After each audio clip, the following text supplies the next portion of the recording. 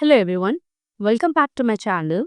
So before getting into what is statistics all about, collection, presentation, interpretation and drawing inferences about it, doing each one in detail, let's see some of the basic terminologies which are important to us. First one, what do we mean by data? Data is nothing but collection of observation which are numerically expressed. So what do we mean by that? For example, when we were talking about the corona cases, the number of people affected by corona can be considered as one of the data. Next, what is population? Total set of units taken under consideration. For example, will be considered the total amount of people who were eligible for getting vaccinated done can be considered as total population. Next is sample. Sample is nothing but a small subset of the population. For example, around 5 lakh people got vaccinated done, which were recorded in our records. So these are the different terminologies we have seen. The next one is variable. What do we mean by variable?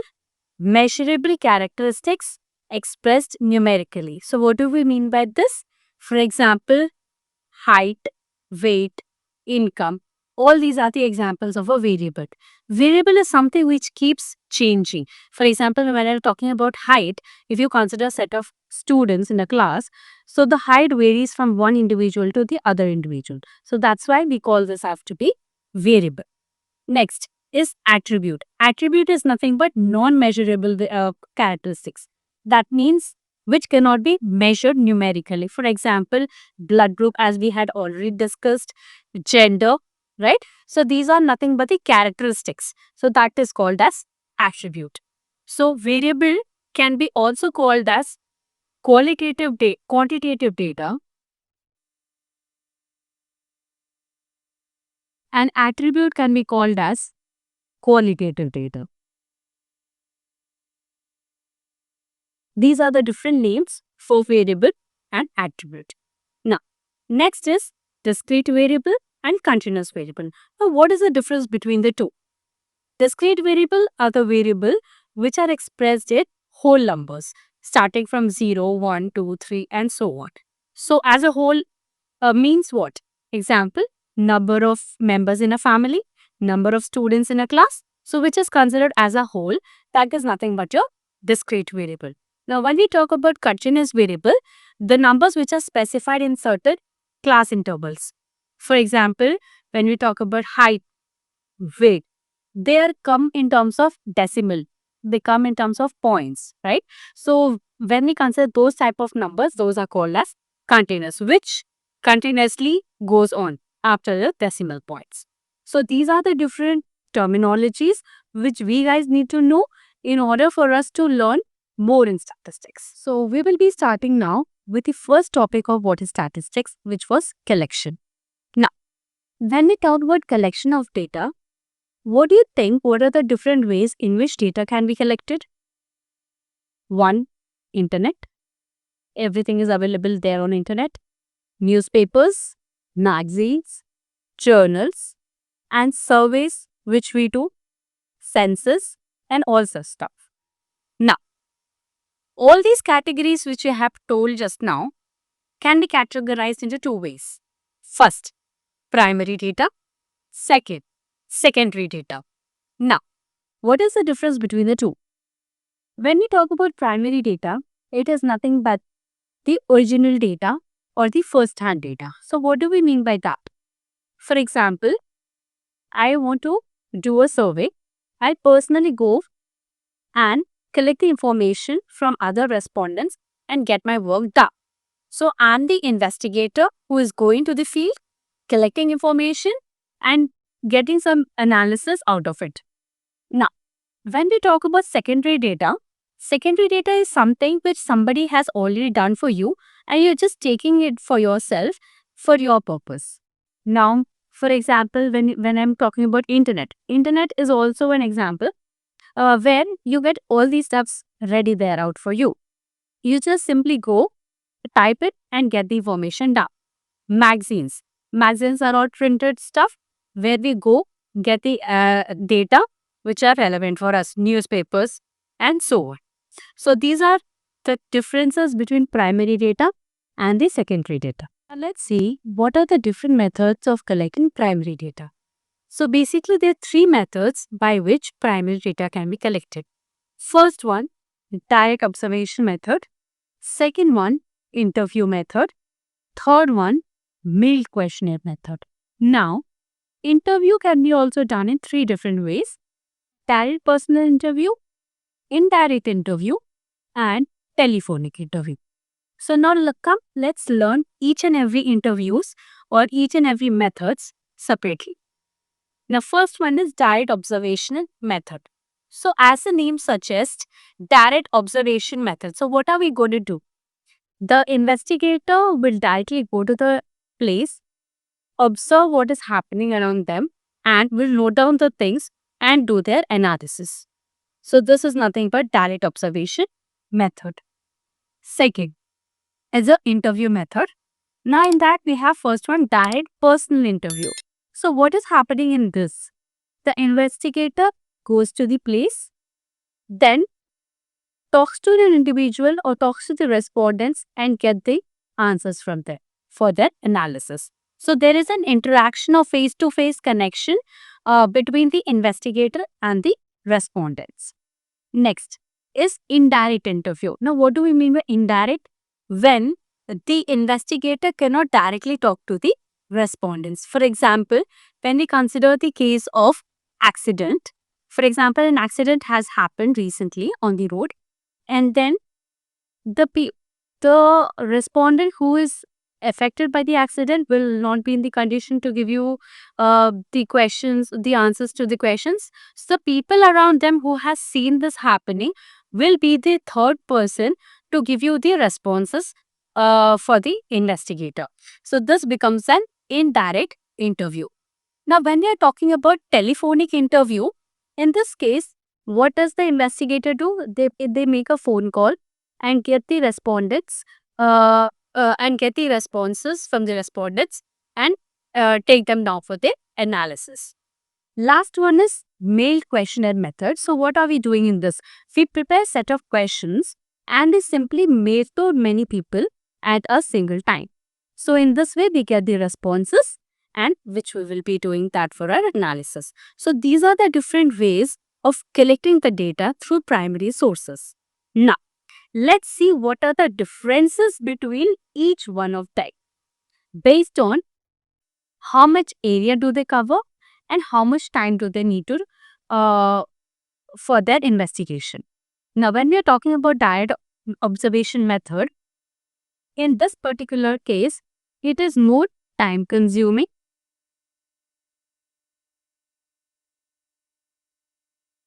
and covers small area. It covers only small set of area. When we're talking about direct personal interview, say it is time consuming and it also covers small area. When we are talking about indirect interview, even in this particular case, since you need to go and talk, so it will be time consuming and only few people will be taken into consideration.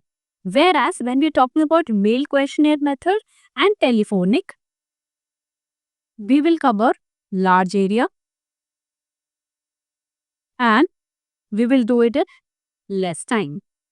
So it applies for both mail questionnaire and telephonic.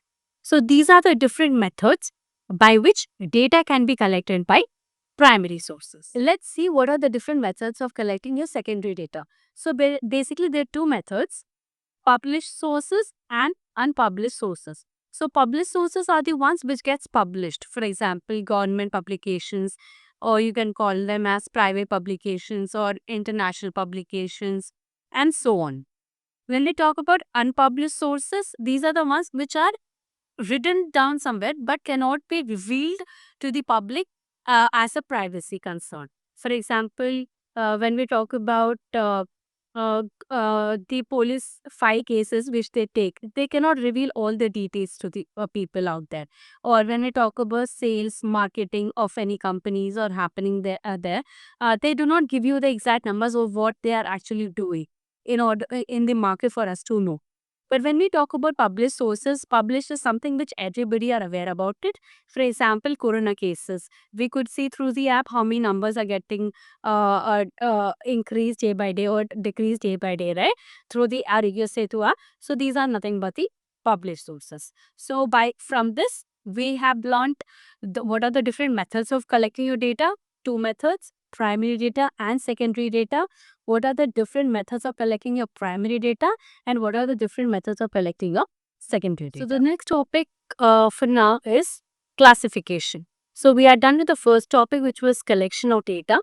There are two ways in which data can be collected, primary data and secondary data. Now, once the data is collected, the next step is to classify it.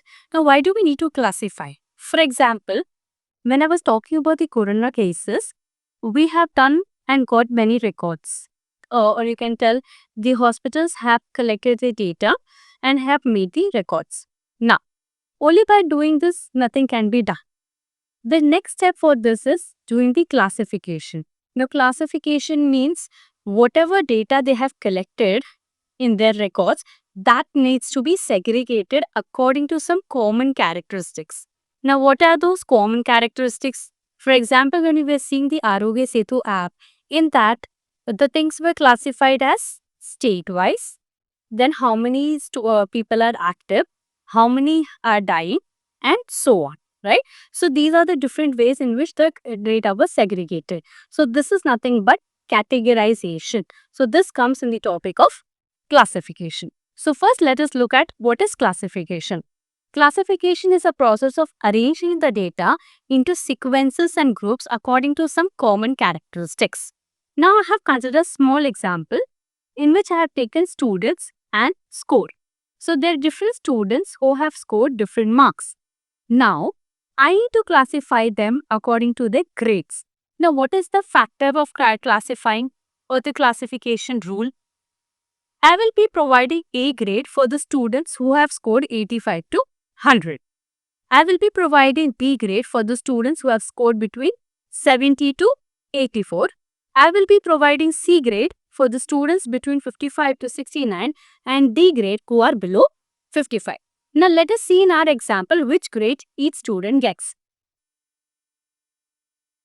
Now I will be making a column of grade and giving their grades. The first student have scored 88. So this lies in the category of 85 to 100. So I need to give the grade as A. Next, Ahmed has scored 73. So it lies in a second category, which grade is B. Next, Zoe has scored 59. 59 lies in the third category. So I will be grading him at C. Last, Leo has scored 91, so which lies in our first category and the score will be A. So these are the different grades I have provided for the students according to their score. So this is one of the simple example how the classification can be done. Now let us look at the different types of classifications. So basically there are four types of classification. First one is geographical classification. You can also call this as spatial classification. Second one is chronological classification. You can also call this as temporal classification. Third one is qualitative classification. We can also call this as ordinal classification. And the last one is quantitative classification. We can also call it as cardinal classification. Now let us see what each one classification needs. First one, geographical classification. When we are talking about geographical classification, it is nothing but classifying the data based on the area or the region. Okay? Area-wise classification. Or dividing on the basis of region. Next, when we are talking about chronological, as the name suggests, chronological, it means we are dividing on the terms of time. Time may be years, months, week,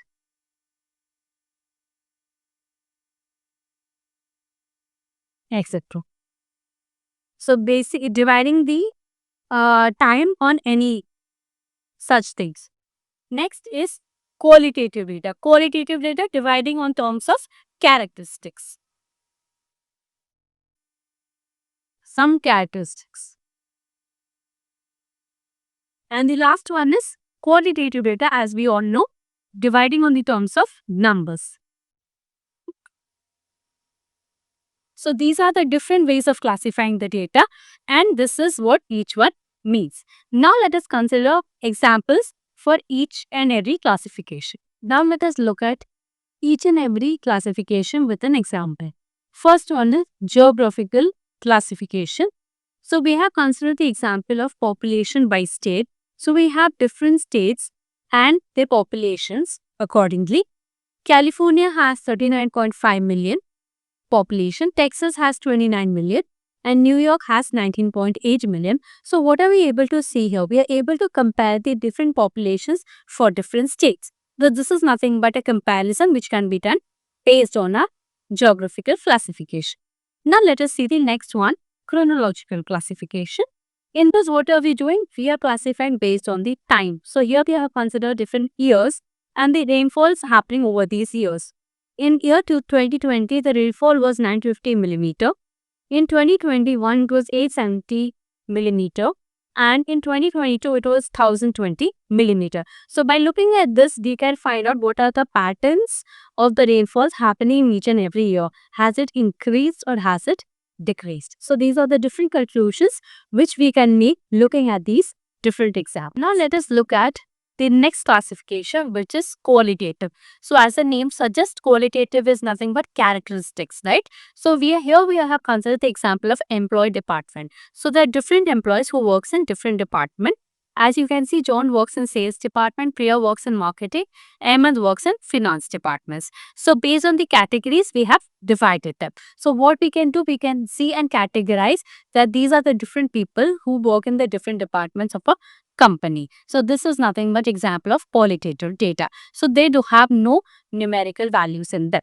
Okay. Now coming to the next one, qualitative data. In this we get the numerical values, right?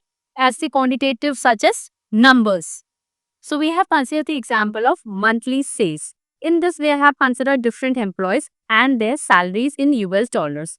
Now Zoe is earning 4,500, Leo 5,200, Maya 3,800 in terms of dollars. Now, based on these data, we can perform many operations on them. You can perform averages, you can find out the distributions, which distribution it lies into, or you can do any sort of calculations. So, these are nothing but the numerical form of the data on which analysis can be done.